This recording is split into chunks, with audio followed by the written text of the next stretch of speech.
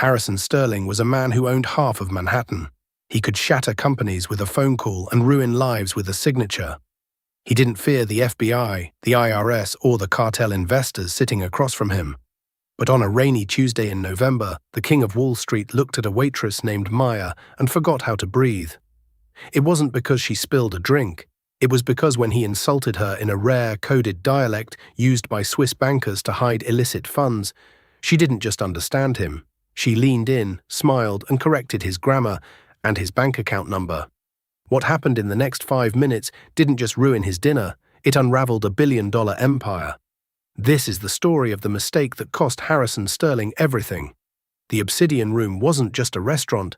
It was a theater of war where the weapons were crystal stemware and the ammunition was insider trading. Located in the belly of Tribeca, it was the kind of place where a salad cost more than a Honda Civic, and the lighting was kept intentionally low so the paparazzi couldn't see which politician was dining with which lobbyist. Maya Hart adjusted her apron, the coarse fabric scratching against her waist. Her feet were throbbing. She was 6 hours into a double shift, and the blister on her left heel felt like it was weeping. At 26, Maya had the kind of face people tended to look past. No heavy makeup, hair pulled back in a severe, practical bun, and eyes that were always lowered in deference. In the ecosystem of the Obsidian Room, she was lower than the busboys. She was a vessel for water, wine, and abuse. Table 4 needs a refresh on the sparkling. The floor manager, a nervous Frenchman named Jean-Luc, hissed at her as he rushed by. And for God's sake, Maya, smile. You look like you're attending a funeral. Yes, Jean-Luc, Maya said softly. Her voice was melodious, cultured, a stark contrast to the rough-serving life she was living, but nobody here ever listened long enough to notice. She moved through the dining room with the practiced grace of a ghost. She knew the rhythm of the rich. She knew that the man at table 2 was cheating on his wife because he paid cash. She knew the woman at table 7 was about to get fired because her boss wouldn't make eye contact. Maya absorbed it all, cataloguing the data, her mind a steel trap that seemed entirely too overqualified for carrying trays of oysters Rockefeller. Tonight, the air in the restaurant was heavier than usual. The staff had been briefed 3 times before service started. Harrison Sterling was coming. Sterling wasn't just a tycoon, he was a phenomenon. The CEO of Sterling Vanguard, a private equity firm that bought beloved American companies, stripped them for parts and sold the scraps. He was 45, handsome in a predatory, shark-like way, and known for a temper that could strip paint off a wall. He's bringing guests, Jean-Luc had warned them, sweating through his suit. 2 men from the Zurich consortium. If anything goes wrong, if a spoon is smudged, if the water is lukewarm, heads will roll. Do you understand? Maya had nodded with the rest of them. She needed this job. The rent on her studio apartment in Queens was late, and her father's medical bills were piling up on the kitchen counter like snowdrifts. She couldn't afford to lose this. At 8:15 p.m., the heavy oak doors swung open. Harrison Sterling walked in. He didn't walk so much as he marched, flanked by 2 men in grey suits who looked like they were carved out of granite. Sterling wore a bespoke navy suit that cost more than Maya would earn in 5 years. He didn't look at the hostess. He didn't look at the coat check girl. He walked straight to the prime corner booth, the power seat, assuming the world would simply rearrange itself around him. It did. Maya was assigned to the section adjacent to them, but Jean-Luc signaled her. Backup support for table 1, he whispered, just water and clearing. Don't speak to them unless spoken to. Let Henri handle the orders. Maya nodded and took a pitcher of iced water. She approached the table, keeping her eyes on the tablecloth. I don't care what the Regulatory Commission says, Lucas, Sterling was saying, his voice a deep, resonant baritone that carried across the room. The auditors are looking at the left hand. We keep the assets in the right hand. One of the guests, a man with pale skin and wire-rimmed glasses, nodded nervously. But Harrison, the paper trail. If they subpoena the records from the Cayman holding... They won't, Sterling snapped, snapping his napkin open, because they don't know where to look. I need a drink. Where is the sommelier? Sterling looked up, his eyes landing on Maya. He didn't see a person. He saw an obstacle. Water, he commanded, not even pausing his conversation. Maya stepped forward, pouring the water with steady hands. Certainly, sir. Sterling ignored her, turning back to his guests. The deal closes at midnight. Once the transfer is verified, we liquidate the pension fund to cover the buy-in. Maya's hand didn't shake, but her heart skipped a beat. Liquidate the pension fund. She knew what that meant. Thousands of workers at some mid-sized factory in Ohio or Michigan were about to lose their retirement so this man could buy another yacht. She finished pouring and stepped back into the shadows.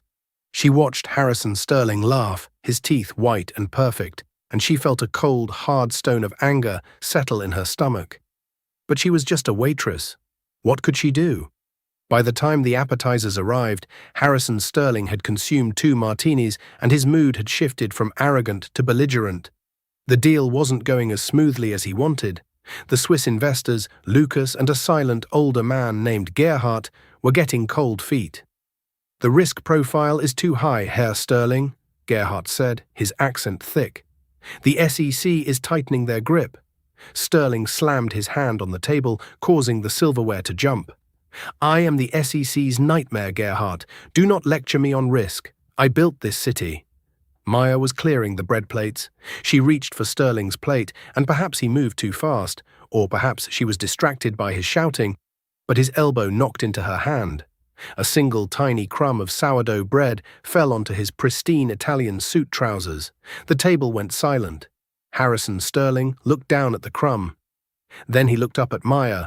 His eyes were cold, dead things. "You clumsy idiot," he hissed. The entire section of the restaurant seemed to freeze. Jean-Luc, the manager, was watching from the station, his face pale. "I am so sorry, sir," Maya said, immediately reaching for a napkin. Don't touch me." Sterling recoiled as if she were diseased. He brushed the crumb off furiously. "God, is it too much to ask for competent help? I'm trying to close a 9-figure deal, and I'm being assaulted by breadcrumbs." "It was an accident, sir," Maya said, her voice steady but quiet. "An accident is a lightning strike," Sterling sneered. "This is incompetence. This is why you are wearing an apron and I am wearing a suit. Because you lack the attention to detail required to be anything more than a servant." He turned to his guests, gesturing at Maya as if she were a prop in his comedy routine. "Look at her," Sterling laughed, a cruel barking sound. "She probably thinks this wine is just red. She has no idea she's pouring a 1982 Chateau Margaux. It's wasted on the help, isn't it? Like explaining astrophysics to a golden retriever." Lucas chuckled nervously, trying to appease Sterling. Gerhardt remained silent. Maya stood there, clutching the silver tray. She could feel the heat rising in her cheeks. It wasn't the insult to her job that stung. She respected hard work. It was the assumption of her intellect, the assumption that because she served him, she was beneath him. "I will get the manager, sir," Maya said, turning to leave. "No." Sterling stopped her. He was enjoying this now. He needed to vent his frustration about the deal, and she was the perfect punching bag. "Stay. Pour the wine, and try not to drown us in it." He looked at her with a smirk. "Tell me, what is your name?" "Maya, sir." "Maya, well, Maya, do you even know what country this wine is from? Or is geography too challenging for you?" "France, sir. Bordeaux region," she said flatly. "Lucky guess," Sterling snorted. "Probably read the label." He turned his back on her, dismissing her existence entirely, and leaned in toward his Swiss partners. He dropped his voice, his demeanor shifting from the loud bully to the conspiratorial criminal. He wanted to discuss the sensitive details, the illegal details, and he didn't want the surrounding tables of New York socialites to hear. So Harrison Sterling made a mistake, a fatal mistake. He switched languages. Harrison Sterling didn't switch to French. French was too common in high society. The waiter at the next table might understand it. He didn't switch to Spanish or Mandarin. He switched to Swiss German, Schweizerdeutsch. Specifically, a thick, fast dialect native to the Zurich financial districts, riddled with banking slang that even native High German speakers found difficult to pass. It was a code of silence among the elite bankers of the Alps. "Lueg." "Look," Sterling said to Gerhardt in the dialect, his voice low and guttural. "Die Tue isch gmolche." The cow is milked. "We are moving the assets through the shell company in Liechtenstein tonight. The account is named Bluebird." Gerhardt replied in the same dialect, looking worried.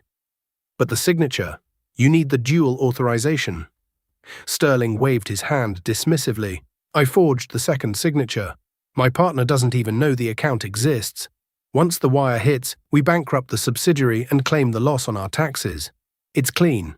Maya was standing right behind him, holding the bottle of Margot. She froze. The sounds hitting her ears weren't just noise, they were keys unlocking a door she hadn't opened in years. Sterling continued, feeling safe in his linguistic fortress. He looked up at Maya, who was hovering. He assumed she was just waiting for permission to pour. He decided to have one last dig at her, using the language he was sure she couldn't understand, to show off to his friends. He looked her dead in the eye and said in Swiss German, Dumm Chui, sie stot da wie bestellt und nüt abgeholt. Stupid cow. She stands there like she was ordered but not picked up. He laughed. Lucas laughed. Pour the wine, Sterling said in English, snapping his fingers, and then get out of my sight. Maya didn't move. The bottle of 1982 Margot remained tilted in her hand. The ambient noise of the restaurant seemed to drop away. Sterling frowned. Did you hear me? I said pour. Maya set the bottle down on the table. It made a sharp clack against the white tablecloth. She didn't look at the table. She looked directly at Harrison Sterling.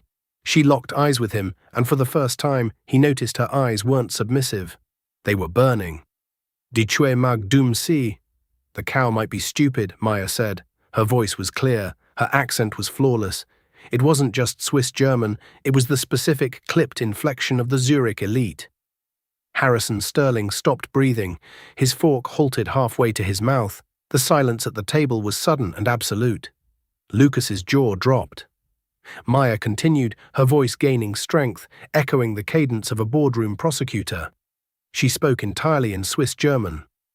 But this stupid cow knows that forging a signature on a dual authorization Liechtenstein account is a Class A felony under Article 251 of the Swiss Criminal Code.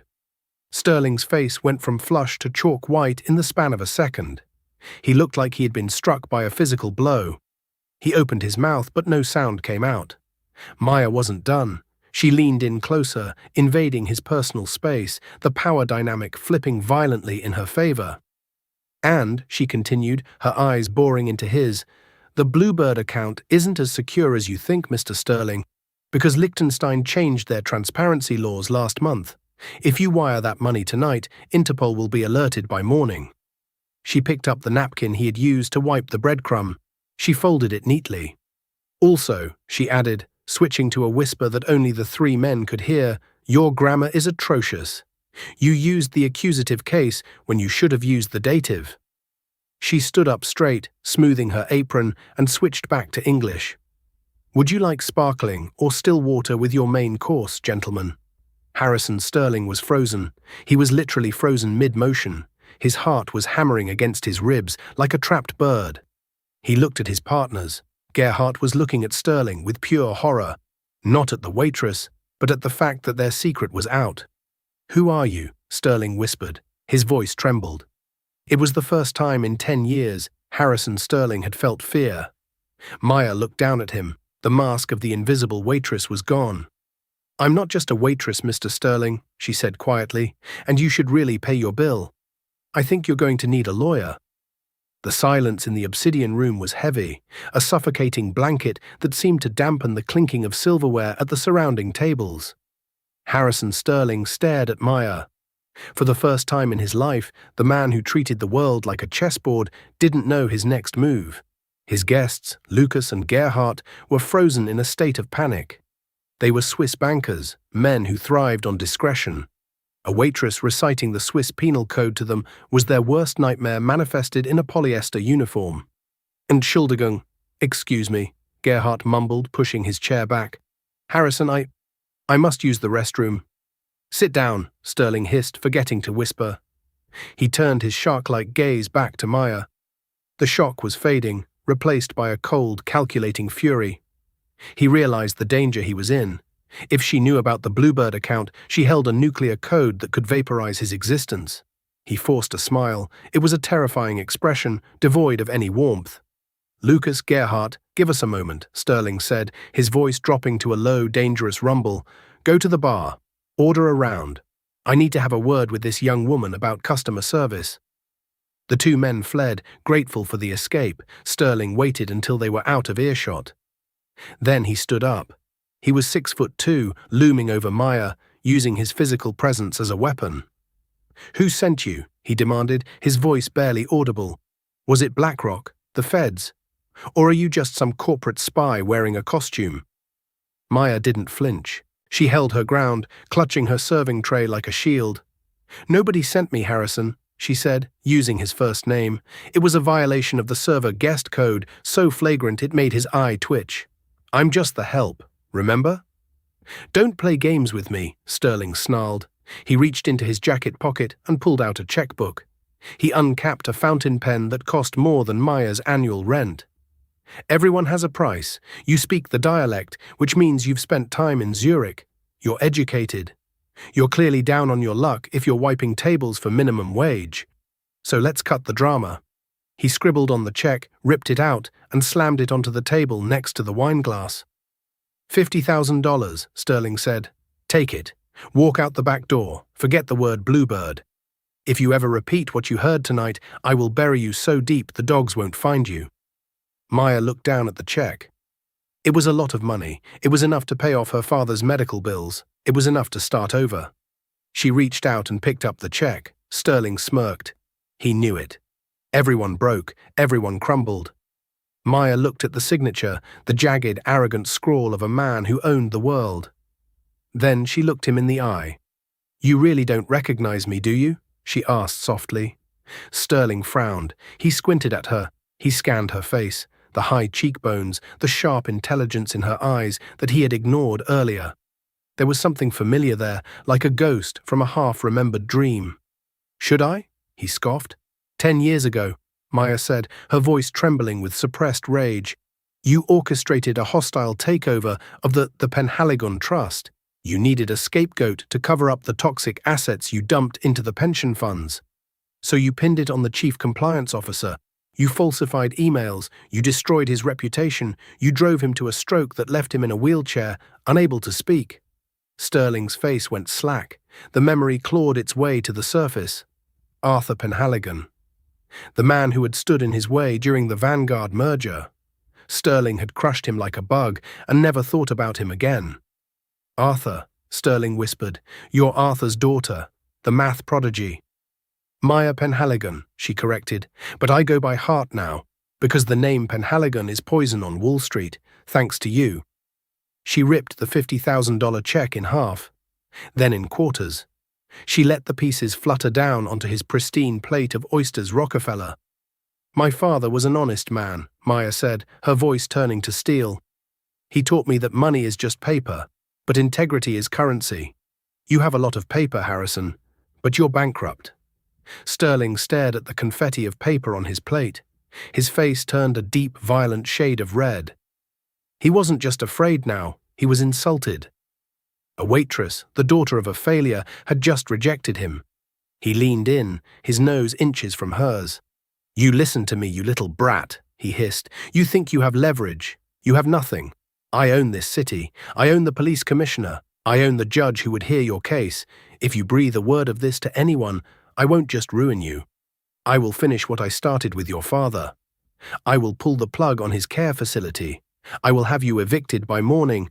I will make sure you never work in a kitchen again, let alone a bank." He straightened up, buttoning his jacket. "You have 1 hour to disappear," he said. "If I see you when I finish my dessert, I'm making a phone call." He turned and signaled for his Swiss guests to return. Maya stood there for a heartbeat.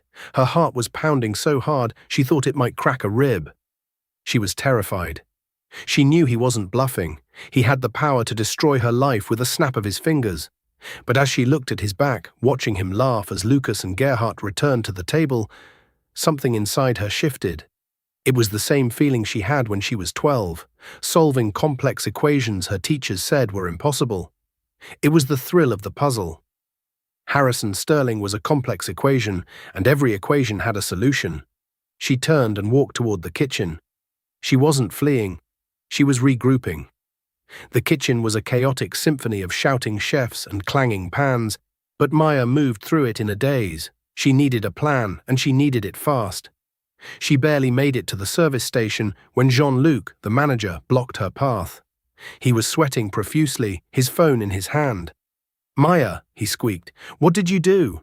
Mr. Sterling just texted the owner. He says you were rude. He says you spilled wine on him intentionally."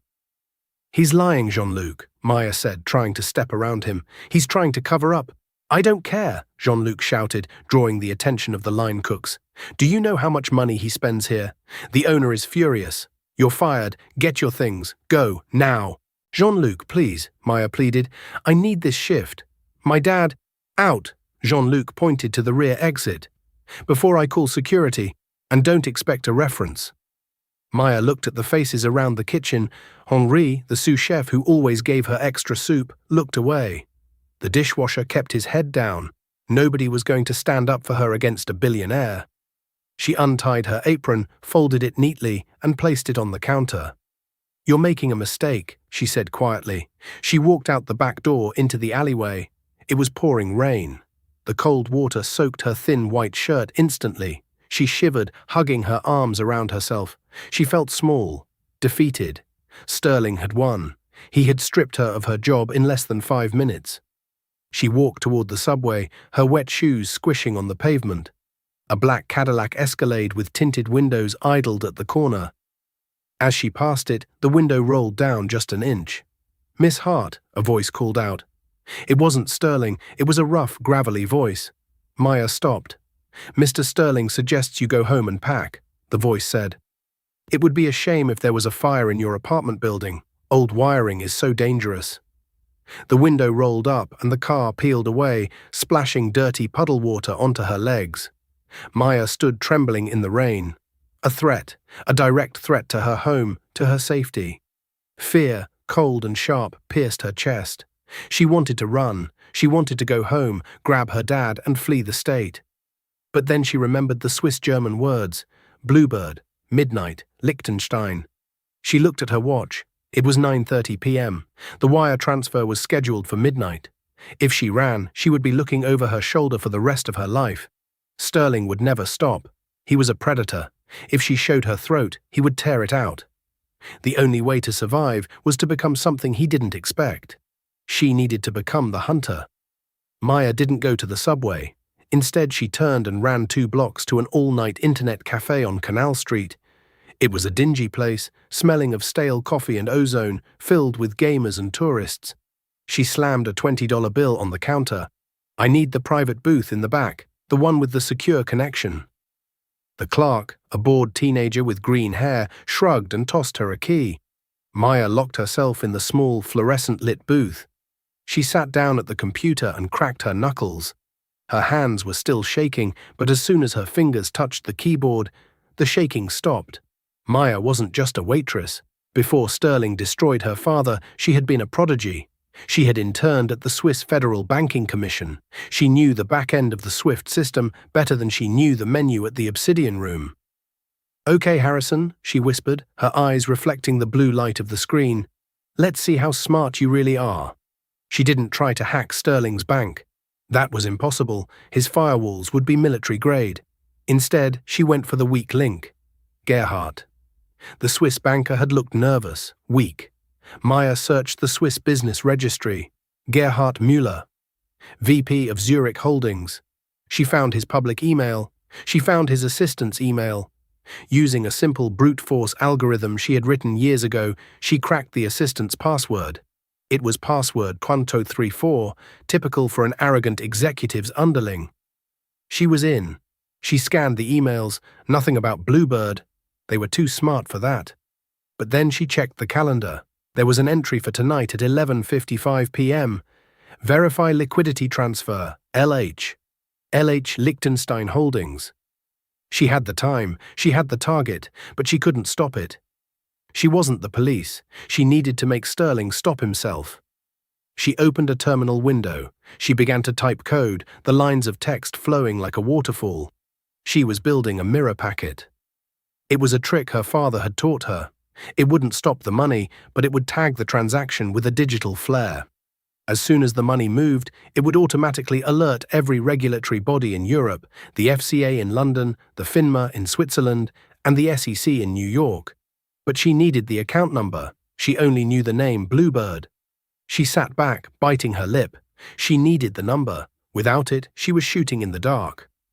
Suddenly, her phone buzzed. It was a text from an unknown number. "He's still here. He's drinking heavily. He left his phone on the table. Henri, the sous chef." Maya's heart leaped. Henri was the only one who had ever been kind to her. He must have seen her get fired.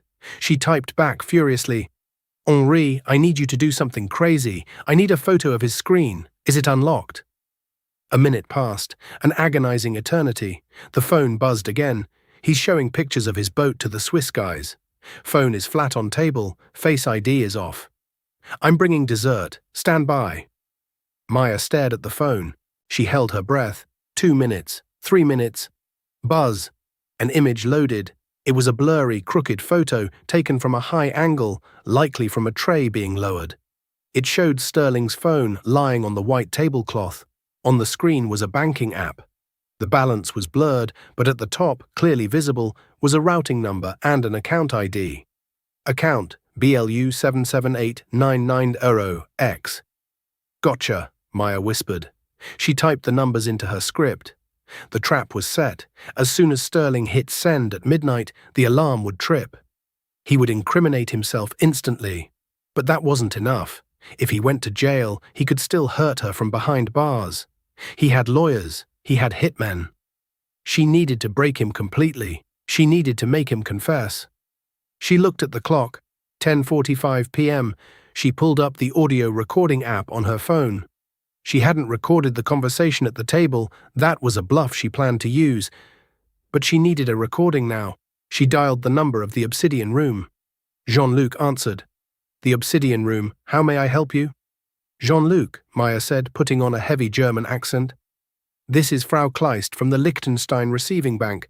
I have an urgent issue with the transfer for Herr Sterling. Put him on. Now. It is a matter of millions." I, Jean-Luc stammered. "1 moment." There was a rustling sound. Then Sterling's voice came on the line. He sounded drunk, arrogant, and annoyed. This had better be important. "I'm celebrating," Sterling slurred slightly. "Herr Sterling," Maya said, keeping the accent thick. "We have a problem with the Bluebird account. The dual signature verification is failing." "Failing?" Sterling barked. "That's impossible. I forged it myself.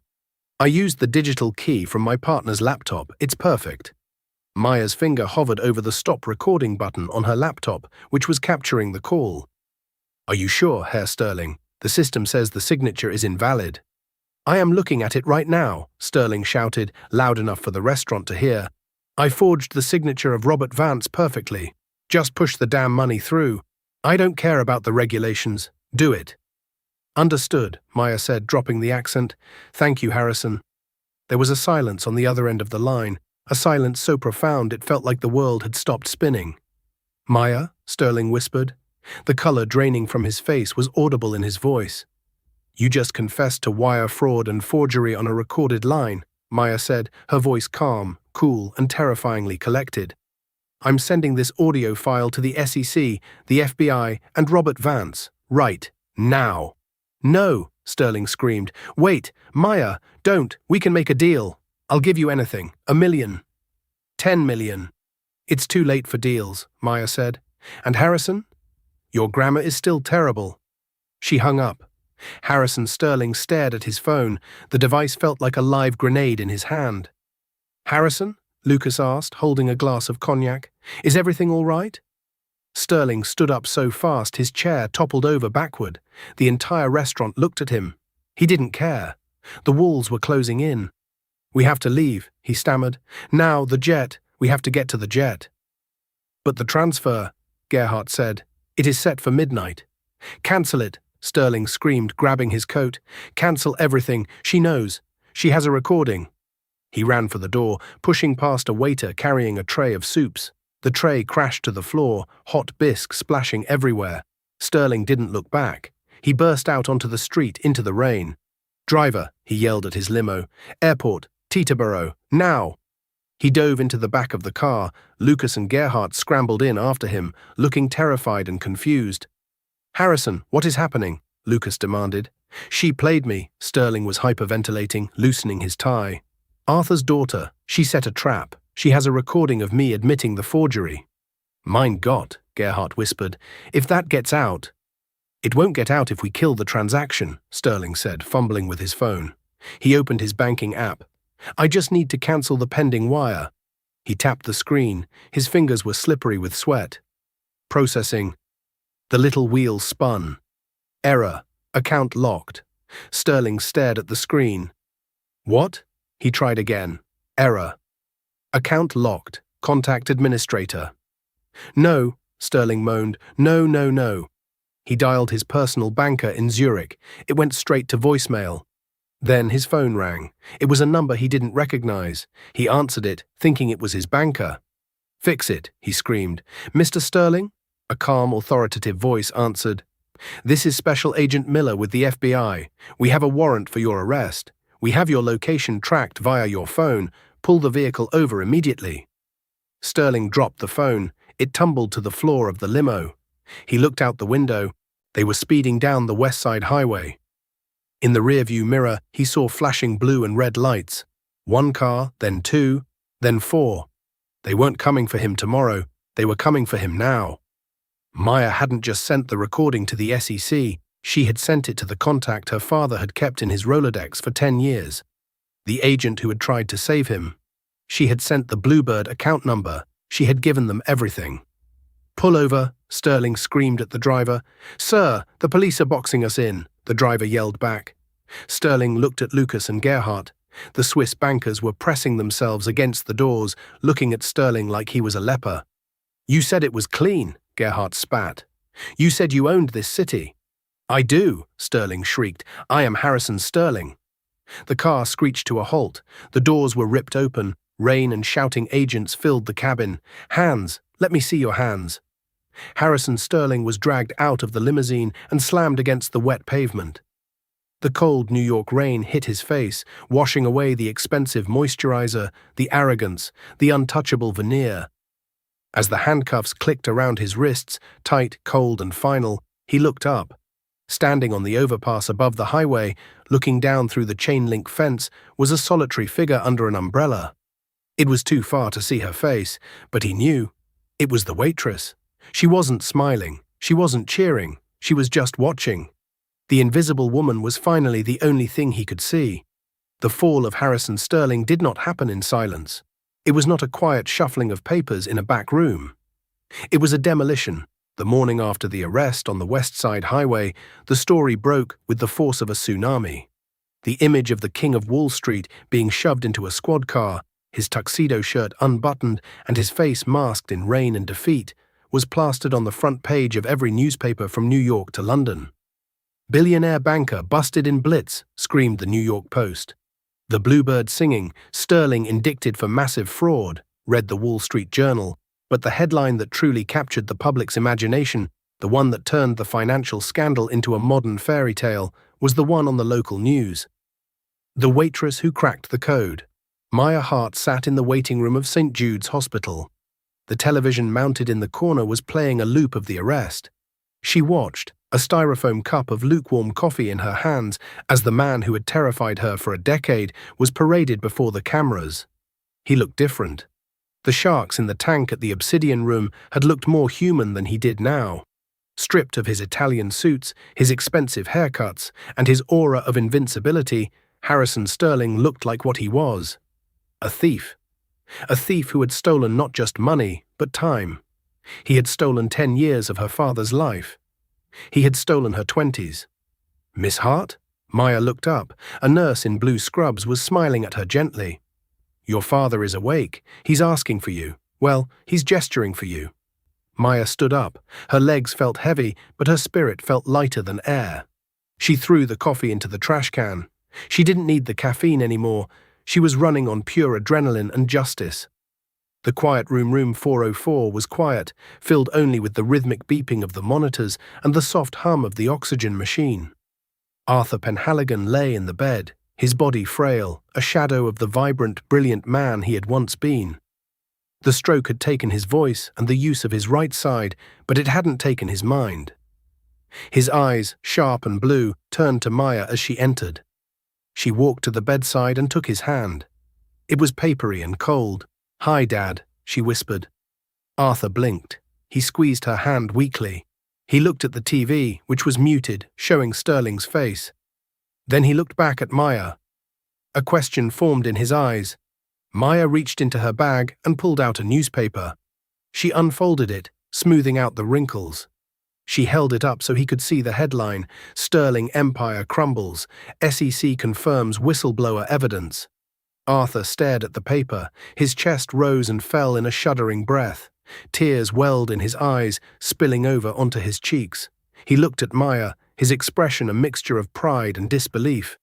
"I did it, Dad," Maya said, her voice cracking. "I used the dialect. I used the math. I caught him on the wire transfer. He confessed. It's over." Arthur opened his mouth, struggling to form words. The sounds were guttural, frustrated noises, but Maya understood. She had spent 5 years learning to understand him. "Gerechtigkeit," he rasped. "Gerechtigkeit. Justice." Maya sobbed. She buried her face in his shoulder, smelling the antiseptic and the faint scent of the Old Spice aftershave she still bought for him. For years, she had carried the weight of his ruin. She had worked double shifts, endured the insults of men like Sterling, and lived in fear of the bills that arrived every month. "He can't hurt us anymore," she whispered into his hospital gown. "And you know what else? The SEC agent. Agent Miller called me this morning." She sat up, wiping her eyes.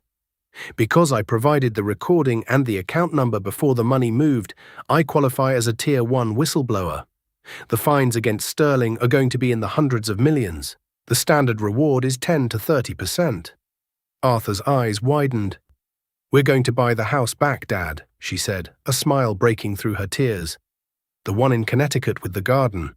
And we're going to get you the best specialists in Zurich. We're going to get your voice back." Arthur squeezed her hand again, harder this time. He closed his eyes, and for the first time in 10 years, the lines of pain and worry on his forehead smoothed out. He slept. The dismantling, the next 6 months were a blur of legal proceedings that the press dubbed the trial of the century. Harrison Sterling didn't go down quietly. He hired a phalanx of lawyers who cost $1,000 an hour. They tried to suppress the recording. They tried to claim entrapment. They tried to discredit Maya, painting her as a disgruntled former employee with a vendetta. But Maya was ready. She didn't just testify, she performed. When the defense attorney, a slick man named Mr. Thorne, tried to confuse her with complex financial jargon about derivatives and holding companies, Maya corrected him. "Actually, Mr. Thorne," she said from the witness stand, her voice calm and amplified by the microphone, "the liquidity ratio you're citing applies to commercial banks, not private equity firms. Under the Dodd-Frank Act, the classification is entirely different. Would you like me to draw the diagram?" The jury laughed. The judge hid a smile behind his hand. Sterling, sitting at the defense table, put his head in his hands. The final nail in the coffin came from an unexpected source. Lucas and Gerhardt, the Swiss bankers, turned state's evidence. Faced with prison time in a foreign country, they sang like canaries. They detailed every bribe, every forged signature, every laundered dollar that Sterling had moved through the Bluebird account. The verdict took less than 3 hours. Guilty on all counts. Racketeering, wire fraud, money laundering, and conspiracy. At the sentencing hearing, Maya sat in the front row. She wore a simple navy blue suit. She wasn't hiding in the back anymore. The judge, a stern woman with no patience for white-collar criminals, looked over her spectacles at Sterling. "Mr. Sterling," she said, "you treated the financial system as your personal casino, and you treated the people who work for a living as collateral damage. You believed you were untouchable because of your wealth. You were wrong." She banged the gavel. 25 years in federal prison, without the possibility of parole. As the bailiffs moved to take Sterling away, he stopped. He turned around. He looked at the gallery. He wasn't looking for his wife, who had already filed for divorce, or his friends, who had abandoned him. He was looking for Maya. Their eyes met. Sterling looked old. His hair had gone grey at the temples in just 6 months. He looked at Maya with a strange expression, not hatred, but a bewildered sort of respect. He gave her a single, almost imperceptible nod. It was the only honest thing he had done in his life. Maya didn't nod back. She simply watched him disappear through the side door, the jingle of the handcuffs the sweetest music she had ever heard. The return 1 year later. The Obsidian Room was still open, though under new management. The scandal had nearly bankrupted the place, but it had survived as a curiosity. Tourists came to see the booth where Harrison Sterling had been taken down. It was a rainy Tuesday in November, exactly 1 year since the night that changed everything. The heavy oak doors swung open. A woman walked in. She was wearing a tailored cream-colored trench coat and heels that clicked with authority on the marble floor. Her hair was down, cascading over her shoulders in soft waves. She looked radiant, healthy, and undeniably powerful. The hostess, a new girl who didn't know the history, smiled. "Welcome to the Obsidian Room. Do you have a reservation?" "Yes," the woman said, "under the name Penhaligon." The hostess checked the tablet. "Ah, yes, table 1, the prime booth."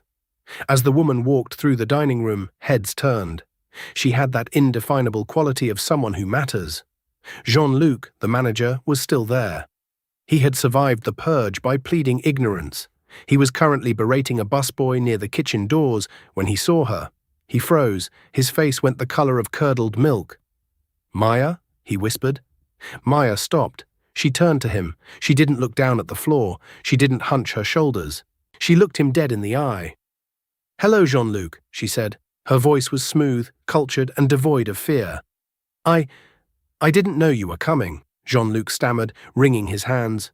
"You look expensive." "I am," Maya said simply. She walked past him and sat in the booth, Sterling's booth, the power seat. A waiter approached, a young man who looked terrified of making a mistake. He reminded her of herself. "Good evening, ma'am," he said, his hand shaking slightly as he poured the water. "Can I start you off with a drink?" Maya looked at the menu. She didn't look at the prices. She looked at the wine list. "Yes," she said. "I'll have the 1982 Chateau Margaux. The whole bottle, please." The waiter's eyes widened. The 82, ma'am. That's very rare." "I know," Maya said. "And please decant it properly. It needs to breathe." When the wine arrived, Maya poured a glass. She held it up to the light, admiring the deep ruby color. She took a sip. It tasted like victory. It tasted like oak and berries and the sweet, sharp flavor of vindication. She didn't drink the whole bottle. She drank 1 glass. When she asked for the check, the waiter brought it nervously. Maya pulled out a black credit card, her own card, linked to her own foundation, the Penhaligon Trust, which now provided legal aid to victims of corporate fraud. She paid the bill. Then she took out a pen. On the tip line she wrote $10,000. She handed the folder to the waiter. He opened it and gasped. "Ma'am, is this a mistake?" "No," Maya said. "Split it with the kitchen staff and tell them to invest it. Tell them not to put it in a savings account. Tell them to put it in a diversified index fund." She stood up and put on her coat. Jean-Luc was hovering nearby, looking like he wanted to ask for forgiveness. Or perhaps a job. Maya stopped in front of him one last time. "You know, Jean-Luc," she said, "you were right about one thing." "What is that, Maya?" he asked, his voice trembling. "You told me to smile more," she said. She flashed him a dazzling, genuine smile, the smile of a woman who had walked through fire and come out holding the torch. "It turns out," she said, "it's much easier to smile when you own the table." She walked out of the restaurant, the heavy doors swinging shut behind her. The rain had stopped. The air was crisp and clean. Outside, a sleek sedan was waiting. The back door opened and she slid inside. "Where to, Miss Penhaligon?" the driver asked. "Home," she said. "My dad is waiting for me to play chess. And I think tonight I'm finally going to let him win." As the car pulled away, merging into the river of lights that was New York City, Maya looked out the window. She saw the skyscrapers, the banks, the empires of glass and steel. They didn't look like fortresses anymore, they just looked like buildings. She wasn't the invisible waitress anymore, she was the woman who spoke the language of the kings, and when they had challenged her, she hadn't just answered. She had rewritten the dictionary. The story of Maya and Harrison Sterling is a reminder that power isn't about the suit you wear or the table you sit at. It's about what you know and who you are when you think no one is watching. Sterling thought he was safe because he spoke in a code he believed was exclusive. He forgot that the most dangerous person in the room is often the one you overlook. He underestimated the help, and in doing so, he helped himself to a prison sentence. Maya proved that dignity, intelligence, and a little bit of Swiss-German grammar can topple even the biggest giants. If you enjoyed this story of justice served cold with a side of red wine, please smash that like button. It really helps the channel grow. What would you have done if you were in Maya's shoes? Would you have taken the money, or would you have burned him down like she did? Let me know in the comments below. And if you want more stories about underdogs taking down arrogant tycoons, make sure to subscribe and hit the notification bell so you never miss a video. Thanks for watching, and I'll see you in the next story.